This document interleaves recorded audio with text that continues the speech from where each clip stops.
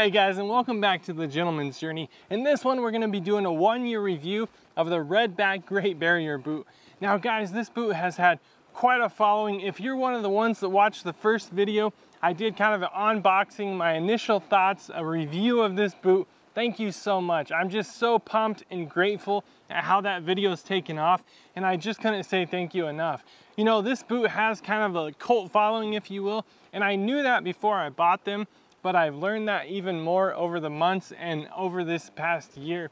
So guys, whenever I post or talk about this boot in other videos, I hear a lot of paramedics and tradies and different people in different types of trades wearing this boot. So it really is a great versatile boot.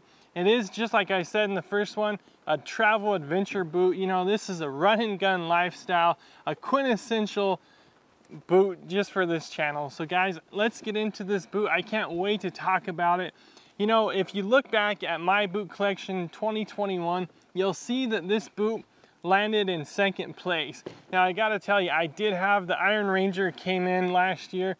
I got this boot and it just met a few more categories, and so it stayed at the top as my #1 boot. You can check that out. There's not really a side-by-side comparison because these aren't even in the same category, although I did do a side-by-side to the Thursday Boot Company. Their Captain boot, I did kind of a side-by-side. But guys, let me just tell you, I probably ended up wearing this one even more than that. So even though that was my favorite boot, I just go for this all the time. Whether it's just slipping it on for the day, or if I have to run outside, do something, go outside in the yard, or just I gotta run to town, a quick errand. As lazy as I get sometimes, guys, I just slip this on, run and gun, and I'm ready to go. So of course that's something about a Chelsea boot that's just so easy, and it makes for an easy lifestyle, but there's gotta be more to that than why you would like the boot. So the first thing I want to talk about is how the leather's held up. Now guys, I don't care how good the outsole is, I don't care how good the lining, the midsole, the insert, I don't care how any of that stuff is. If it's like this Iron Ranger, how good the laces are, the eyelets, none of that matters if the leather isn't holding up, if the structure of the boot. So one thing I gotta preface this with, and I've talked about it in other videos, is with these boots, I bogged them right after I got them. And so what that means is I got my truck stuck and it was a downpour, just absolutely raining, and I got it stuck in some pretty deep mud. Well, this is a 6-inch boot, and I was probably 10 to 12 inches high for about an hour trying to get that thing. And so guys, I had these boots bogged from day one, and then I had to kind of waterlog them just to get them clean. And they have had a bit of a smell from time to time, even though I've tried to clean them. Nothing too bad. Of course, I always run some shoe trees. You guys have seen these before. With that Redback, I had to go with this really neat special red handle. It just pops, and little touches like that just kind of drive me crazy. So, you know, these boots have been bogged and waterlogged right from the get-go, and this leather has still held up really well. Now, after about probably 6-8 months of having them, I was helping my folks out. I was digging some trenches, we were doing some plumbing, and my dad had a shovel. I think it was from the previous owner. They had welded something onto the shovel, and I have no idea what that was for or what they were thinking, but particularly I guess on my right boot, but it's on both of them, I ended up tearing out this boot right here. So every time I jumped to try to get that shovel in the ground deeper, I was tearing up the side of my boot, and I didn't know it. Now this has actually held up pretty well through that. It hasn't let any extra water in, it hasn't started tearing more. So the outer layer kind of came off, but I think that alone is a testament to the leather quality. I have found this leather, I think more than other leathers, to dry out quick. And so this is something that I condition, and maybe it's because I wear them more often than my other boots, but I have conditioned this leather more than others, and I've actually ran different tests. So like on the Iron Rangers, I just for the first time conditioned these, and I didn't condition them for a really long time, and I used Red Wing leather cream, and I've just stuck with that. I cleaned them and used that, and then some leather protector spray by Red Wing. But on these ones, I've tried probably about everything. So this is a boot especially after bogging it, I'm like, I'm not running any kind of experiments because all that's kind of out the window. Once I got it that bogged, and I think I had some Dawn dish soap and all that trying to clean them out, I was like, you know what, let's just try different things on these boots. So I think the last thing I put on here was Cobbler's Choice leather conditioner, but I've ran everything on them. And I don't mean it's like every couple days I'm conditioning them or anything like that, but I have found the leather to be thirsty at times. And that's what I talk a lot about, guys, is just growing that relationship with your leather. Just because, you know, someone will tell you that they need to be conditioned every month or this or that. It's based on how much you use it and based on when it dries out. And when you start learning leather, you'll start understanding when it's thirsty. And so you definitely don't want to over condition it. But I think you'll pick that up with time, especially as you start wearing your boots more and more. Now let's get into the outsole a bit, just because that's a really fun spot. They have that, you know, classic spider on there, of course, made in Australia. That was one of the things that sent me over here as opposed to Blundstone. You guys can see my Blundstone video and how I ended up sending those back. But man, I just thought this is the coolest outsole. Again, it's kind of a bit of a lug style, but I don't know, the way they cut it, it doesn't seem to grab as many rocks as maybe a Vibram. They'll get kind of in the middle section there, but after a year, it looks almost new. The only thing that I found is I somehow drag my heel a lot. And so, yeah, a little bit on both of them. I ended up dragging my heel.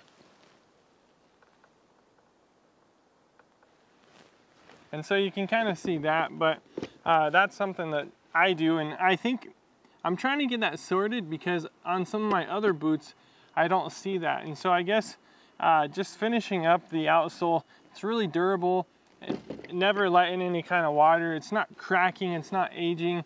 It's something where they do tell you that you want to be wearing it often. It's kind of a foam, especially through the top. Maybe the bottom is like a rubber, but through the sides right here is a bit of a foam, and it has weird little air molecules where if you're not wearing them, you throw them to the back of your closet, they'll sit there and kind of break down. So these boots are made for walking. I mean, all boots are, and so just make sure you're using them and you're going to be just fine with that.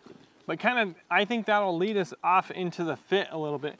Now the reason I think I'm dragging this a little bit is because they are a little big on me. Now let me see here. These guys are 10.5 Australia, which means that's 11.5 US. I have found that like the Iron Rangers, I'm wearing an 11. My Thoroughgoods, I'm wearing an 11. However, my Thursday Boot Company, my Captains, I'm wearing 11.5. So it's just something to take into consideration. But I remember feeling really great about the fit before I got them bogged. And then I think I stretched them out.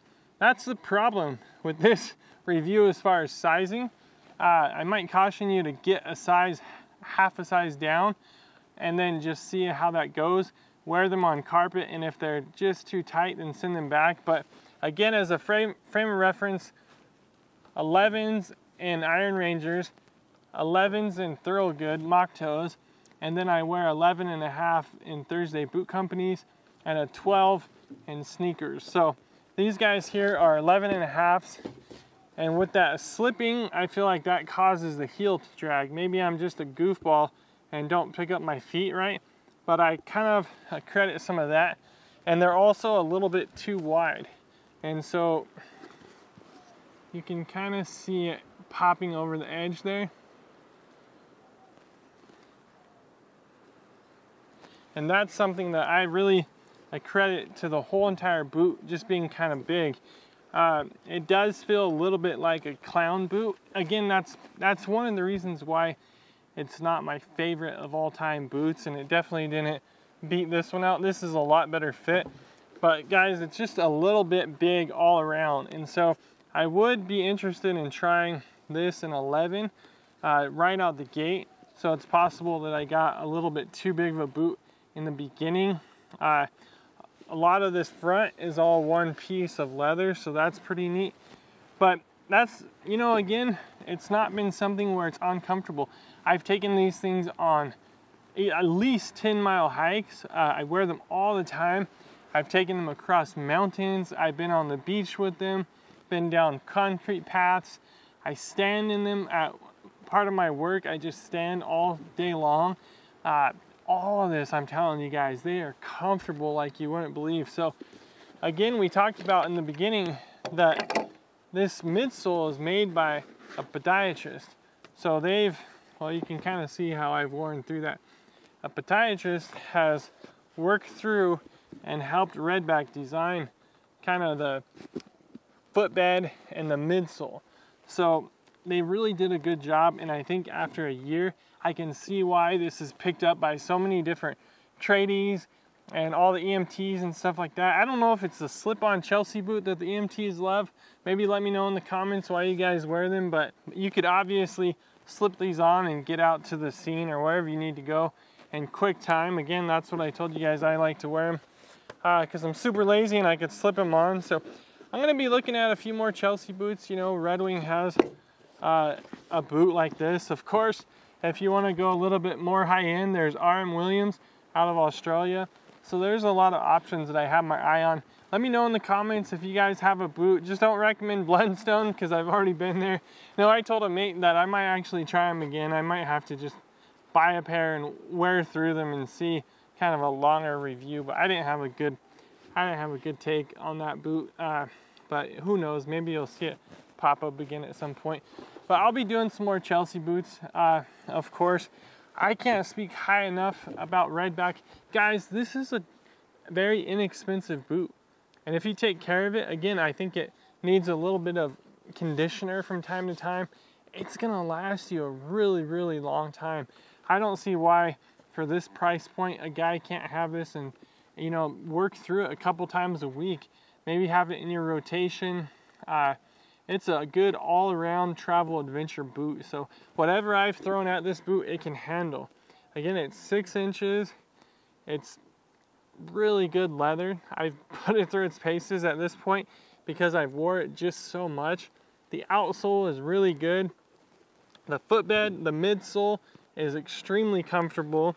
I don't have any complaints. I think, if anything, it's either the fact that I bogged them and got them completely soaked and they stretched, or I just ordered a half a size too big. So that's probably on me any way you look at it, guys. But hey, I hope this helps a little bit. I would love to answer any questions you have. So there might be something I didn't cover or an aspect that you want to hear about. Let's keep the conversation going in the comments below. I'd love to talk to you guys about that. I'll drop a link to this boot and some boot trees and some boot conditioner that I love that I think you could run on this. Of course, a boot brush and stuff like that. Just like a kit that'll get you guys going. Pretty much all you need for these boots. So I'll drop links to the boots and all that in the description below. Hopefully that'll help you guys out. Again, guys, we always like to do a 1-year review. So we got some more 1-year reviews coming up. I put these things through their paces, guys. I'm not kidding you. I was out hiking and these ones just this week, and so we use them full time. We abuse some of them. I abused these a bit and they still took it. So I don't doubt that we're going to be doing a 2-year, 3-year, 4-year. I just had a guy who told me he had a set of these for 10 years in the comments. Check the comments of the original video and you'll see that. But guys, they're an awesome boot. So a bunch of fun stuff coming up on the Gentleman's Journey. We just got through a couple really, really neat videos. Hope you guys can check back into some of the older videos. And if you made it this far, please, by all means, consider subscribing. You know, join the Gentleman's Journey as we look out to become better gentlemen. We talk a lot about men's boots and other guy-related stuff, and we try to kind of iron sharpens iron if we can't encourage each other along the way to be better gentlemen, to treat ourselves, to treat our spouses with some respect and dignity, to go out on the streets, you know, with a nice button-down shirt and kind of looking presentable and feeling good in a nice set of boots. That's kind of some of the stuff we talk about on this channel. So if you want to see more of that, you know, hit the bell and you'll get notified the next time a video comes out. But hey guys, until the next one, God bless you, and don't forget to give those boots some love from time to time.